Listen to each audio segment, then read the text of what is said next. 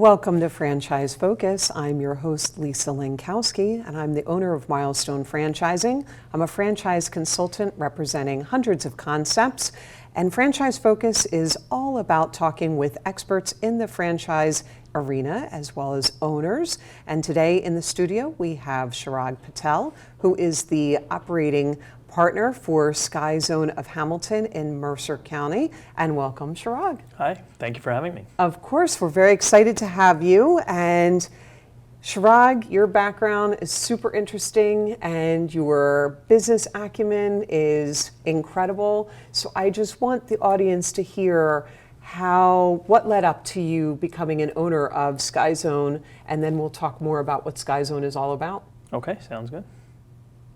You want me to start from my beginning of the career? Yeah. Yeah, sure. So after I graduated college, I ended up joining my dad in our family business, which used to be a retail liquor store.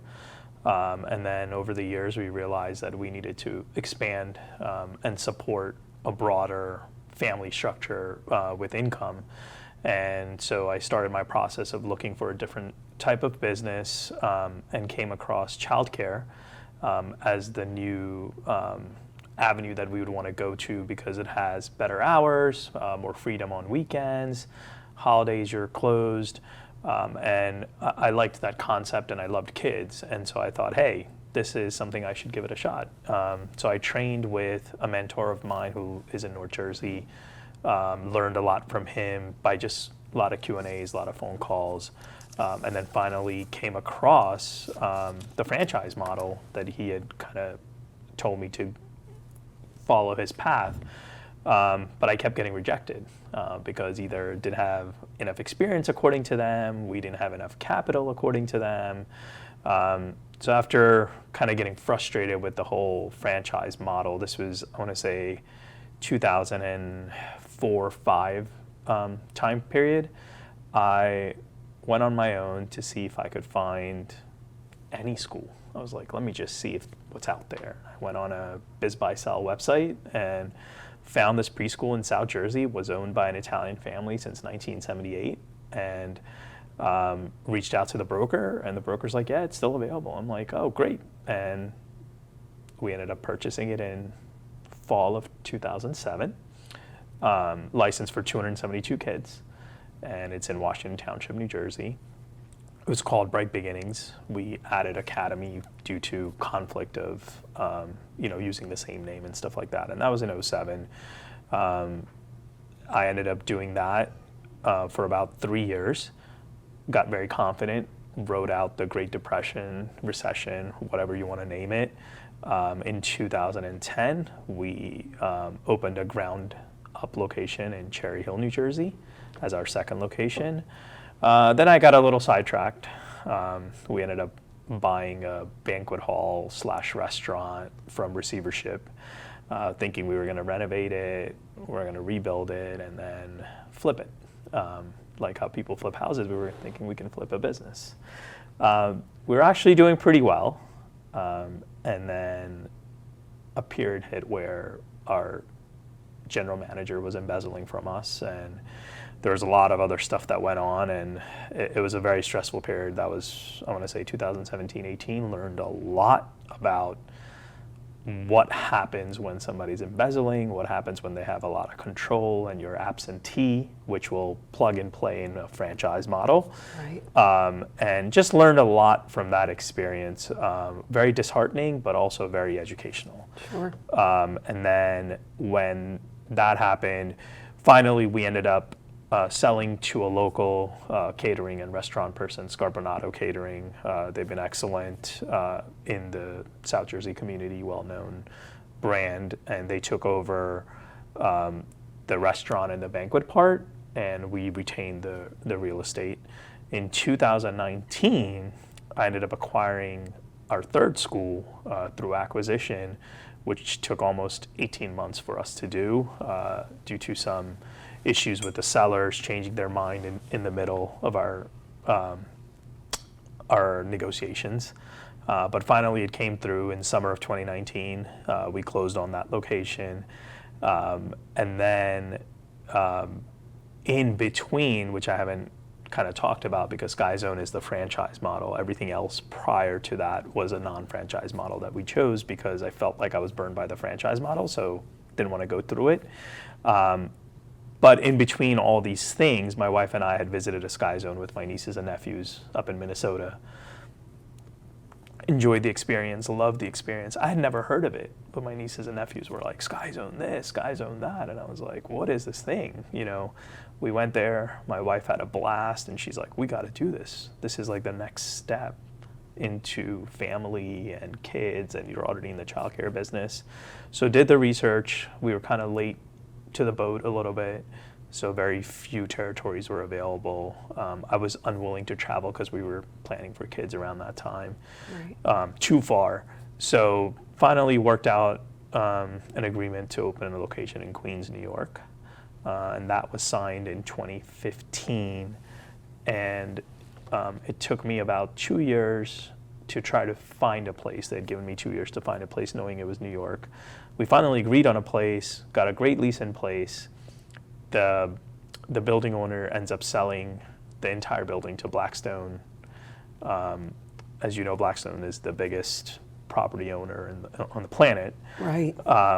They ripped up our agreement and said, we're going to start from the get-go.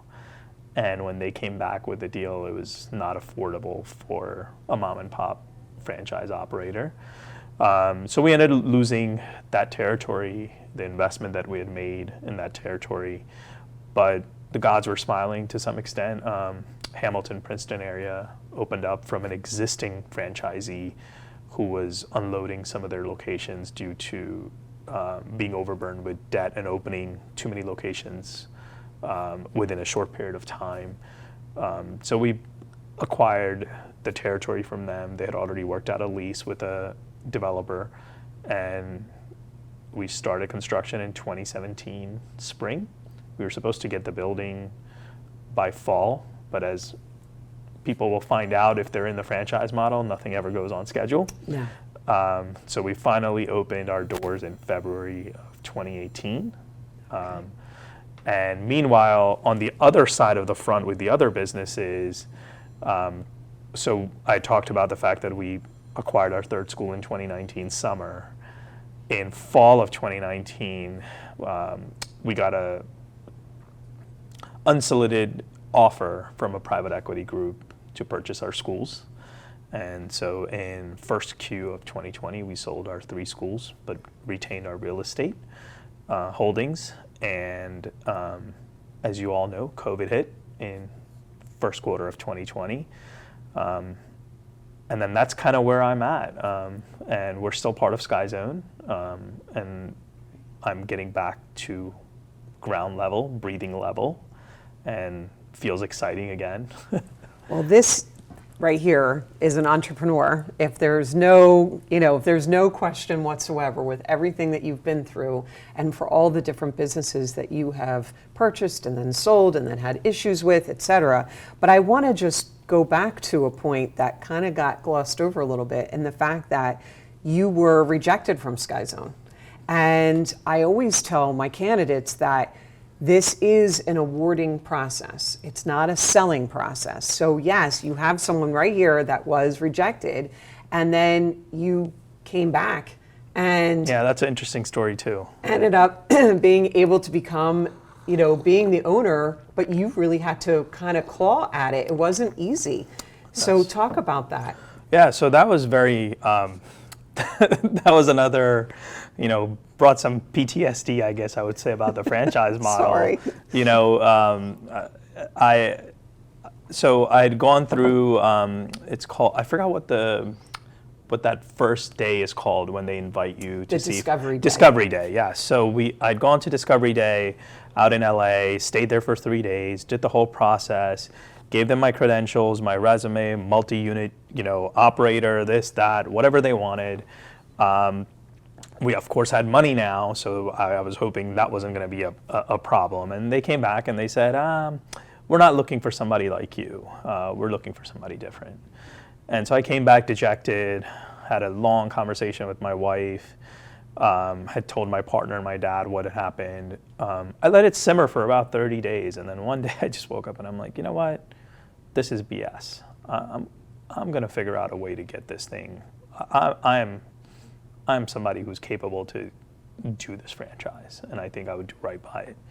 And so my wife was like, well, what do you think you're going to do? I was like, you know what? I'm going to email the person who rejected me and ask him for another meeting and really get to the bottom of why they rejected me. And she's like, yeah, that's not a bad idea. So I emailed the person. He was the CEO of Skyzone at that time. And he goes, these are the reasons. He gave me some reasons. I wasn't satisfied with it, obviously. So I said, hey, give me one more chance. Let me meet up with you. And he goes, it's really hard right now, blah, blah, blah. He was trying to get out of meeting me. And I said, listen, I will fly out to LA. I'll meet you at the end of the day before you catch your flight, because he used to live in Oregon and he was commuting on a weekly basis to LA. And so I flew out to LA, met him at a hotel. It was like a movie, met him at a hotel bar, talked to him for 3 hours. And some way, somehow, he was convinced that he made a mistake. And he said, I think we'll award you, this franchise. And I said, I would like something in writing now, if it's possible. Right. And he goes, I can't give you anything in writing, but how about I promise you that the moment I land before this day is over and before you get back to the East Coast, you will have something in writing. And I said, okay, I trust you with that. We shook hands. He boarded his flight. I had a red eye back. And long and behold, when I landed, there was an email sitting in my inbox saying, you have been awarded the Queens, New York franchise. And that just showed me that, the younger me would have just kind of dwelled in it and said, hey, yeah, you got rejected, move on, right? And the older, more experienced me was like, it's always worth to give it one more try if you really want it, because the worst thing they're going to tell you is no again, nothing else, right? You use up some of your time, maybe some of your money, but then it becomes an experience. So it's okay to have that experience even if you're rejected. Sure, and you were bound and determined to become an owner of this concept, and you ended up getting it. Yes. And boy, oh boy, after having to be hit with the pandemic, which we'll get with that, I wonder how often you sit awake at night going, should I have ever boarded that plane out to LA, or should I have let it ride? Well, let me ask something else. You mentioned that you're an operating partner, so that means that there's other people and they're your family members that are involved in the business. One is my family member, and one is a partner that was my partner since day one with my schools. Okay. So he's an investor partner that I came across early on in my life, who some way, somehow believed in me. I don't know why. I don't know what he saw in me, but he was an outsider, and he said, whatever business you do, I want to be a part of it, and, include me. And he has been right by his word, and he's been with me since 2007 by my side. And I would say a good portion of my growth, my ability to expand, my success, is that individual who's not family or my father or my best friend is an actual amazing partner, which I know, again, franchise model, non-franchise model, having a right partner sometimes, not sometimes actually, having the right partner is the key to success. Sure. If you don't have the right partner, no matter how well you're doing, at some point it'll have a massive impact on your business model. Absolutely. So that's kind of been my MO, and I'm not afraid to go alone. I just enjoy the partnership, and I feel like somebody trusted me with their money at such a young age, so I have to keep making myself accessible to them in my future investments. And even after selling our schools, we have done some other new investments in multifamily projects and things like that, and we're still doing it as a group. And you're still together as a group. Yes. Well, this is quite a conversation, and we're going to take a quick break and hear a word from our sponsors, and then we're going to jump back in and talk about Skyzone in Princeton and Hamilton and Mercer County. Our new home. Lots of windows, great light. But the birds. They're back. Yes, I hear them. Uh-oh. Why are these birds so angry? At least Geico makes bundling our home and car insurance easy. We save a lot. I'm going. Ah! Hurry! I know. For bundling made easy, go to geico.com.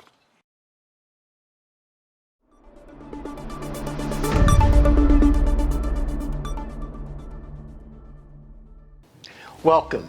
I'm Barry Lefkowitz. I'm your host on New Perspectives on RVN TV. I come to you each week with issues and topics that you will generally find in the news. And if you're looking to be able to get caught up and know what's going on, then New Perspectives is the show for you on RVN TV. Look forward to having you. Your mom's gotta go. Oh, she's family. Like daughter, like mother. Well, what is that supposed to mean? She's using my Old Spice moisturizer with shea butter for impossibly smooth skin, and she's wearing my robe. It's bad enough you use up all my body wash, and now her.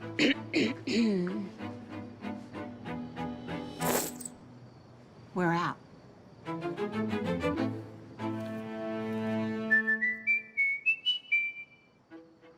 Nice robe. Thanks, Mom. Thank you. You got good taste. That's your mama.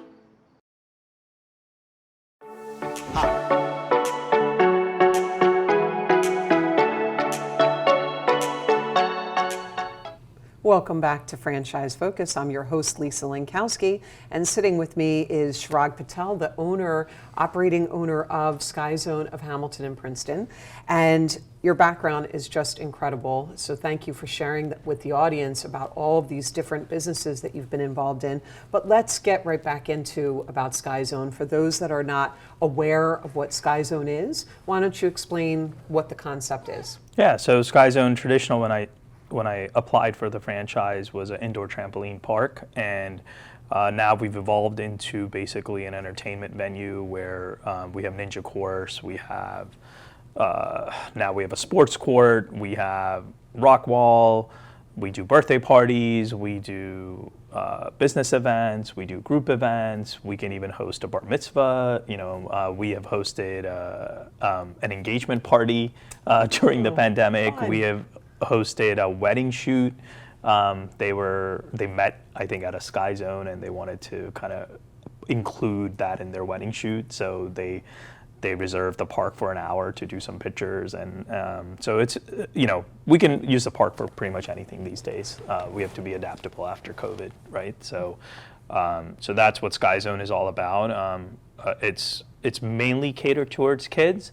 However, if you're an active adult, it's a great place for you to burn some energy and feel like you're a kid again. So. Right. And this is a concept, when you talked earlier about being absentee, this is a concept where you are absentee from the business, in that you have your right-hand man, Josh, is the general manager, who's really running the day-to-day of everything, but he knows that he can get a hold of you at any moment. You want to talk about that a little bit? Yeah, And sure. How many employees do you have, by the way? So, pre-COVID, part-time, full-time mix was about 75 employees. Post-COVID, till recently, we were running super light just because of labor issues, all around the world and the country. We're getting back to having about, I think, 40-some people right now. Okay. And it all made sense because we never really came back from pre-COVID sales till just recently. So having a ton of staff didn't make sense either. So it kind of just worked out in ourselves. And Josh has done a tremendous job of scaling it the right way in the last few months to take advantage of, labor shortages, take advantage of whatever business comes our way and really making it work. I go about once to twice a week, depending on if and when they need me. The model is set up for an owner to be an operator, but they would prefer that you have a management system in place that does a lot of your day-to-day, who's more experienced in entertainment, in some of those things. Like Josh came from Great Adventure, so similar, Natural natural fit progression from it. So it's great to have that flexibility. But as everybody should know, I mean, one thing I should point out is when you get into small business, especially if you're coming from the corporate world, you have to be ready to be the operator, because you never know. Everything that I've talked about, at some point in time, whether it's for an hour, for a day, for a week, for a month, for months, I've had to operate something. Right. So you have to be mentally ready for that, no matter what somebody tells you. They might have ran it absentee for the entire life of them owning that business, and the month you buy it, you lose the GM, or you lose, whoever the main operator is for day to day, and you're going to have to step up and work the long hours and do all those things. But I'm assuming if you're making a small business move, you really should be ready for that. You can't just clock out like your corporate job. No, I try to tell people trying to maintain that corporate job and run an absentee business, something goes wrong, what are you going to do? And I say that all the time, it's risky. So, at least this way, because you run so many different businesses, you can sit there and plug and play into the various businesses. But most people that are doing this, they want to still keep that corporate paycheck coming. Absolutely. And it's very difficult, and it's a risk. It's a really big risk. Yeah, for and sure. I was really be able to do what I'm doing also is because I had another amazing partner on the preschool side who was my day-to-day operator, Camille Banks, who decided to trust me when I bought the school in 2007. We're actually business partners right now in another smaller school that we bought a couple of months ago. So you do need to have great partners, not only on your investment and actual partnership side, but also your staff and your team. Absolutely. So in the midst of all of this, we go through the pandemic, you're shut down for a while, and then, you've got to make some big changes because now things are gross that people have ignored before. Like, you've got to sit there and from a hygiene standpoint, sit there and change things up. So you decide, I'm going to do a nice big old renovation. So talk about and it's 4 phases no less, and you've completed 2 of the 4? Yes. So the type of business it is, you're supposed to renovate, probably every 24 to 36 months. And we were due for a renovation, but pandemic hit. And when I speak about renovation, I don't want people to get scared thinking like it's this, massive like respending of a ton of money. Right. But it's changing some of your attractions. Some are super expensive, some are reasonable. And you have to kind of pick and choose what works in your park, what you think can fit within the model you have created with your initial construction. So thankfully, the government did have this EIDL program, which early on we ended up using for operations, for paying our landlords, our bank loans, you name it. So we used it for that. The second phase of the EIDL, once they opened it and we were eligible and we actually got extra money, we ended up using that money to do our 3 to 4 phase renovation process. Right.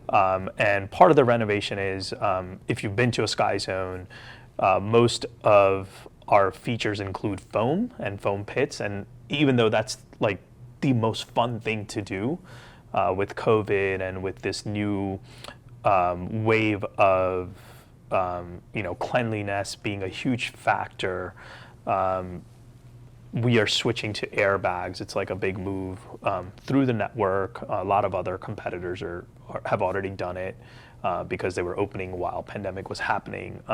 So we're just going to that. So that's one of the phases. Another phase is we had a warrior course that is amazing product, but it's very difficult for young individuals to do. And so when they get defeated, they don't really try again. So we're making some small changes within the warrior course to be more accessible to teenagers and younger kids, so they can have fun, they feel like they accomplished something, and they can then kind of time themselves to see, okay, the first time it took me 2 minutes to do, is it going to take me only a minute to do the next time? Another part that we did, which is in one of the pictures I think that will be shared, is called air court, sports court model where you can play soccer and basketball on an inflatable bed type of product. And you can dunk because of it, because it gives you a little bounce. I was able to dunk. So my 14-year-old son came home and said he was able to dunk, so he was yeah, very excited. Yeah, see, there you go. So, and it brings a different type of excitement and feeling again, you know, because you can do things that you were younger you could do or get close to doing, and now you can actually do it even when you're a little bit older, you know. And it's received really, really well. Our airbag, one of the airbags that we already replaced has received really, really well. So things that we made some of these changes are absolutely working in our favor right now, and our customers are really enjoying the new product. So it's definitely an investment that's good for us. The few things that we still have left to do is we're doing a little mini ninja obstacle course type of thing that's actually stuck at port in New York. So we're hoping that we get it in the next couple of weeks to put it in. We were trying to get it in before spring break, but we couldn't. But we'll get it, and that should be a new exciting thing for kids between the ages of 3 and 7 to do. So it'll be a fun thing for them. Always keeping like the entire age bracket in mind and how they can enjoy the park, or if a mom has a 7-year-old and a 3-year-old or an 8-year-old and a 5-year-old, that they all get to enjoy, and so they come back more often than if they don't enjoy, you know. So that's kind of where our renovations have gone. They're going to cost, I know that's probably going to be your next question. So they're going to cost between $200,000 and $250,000 when it's all said and done. Okay. It's a moving part because some things we find out once it arrives that we need to do extra work to make it fit, and extra labor and XYZ. So it's a moving part. And we also made some changes to our park in terms of our POS system.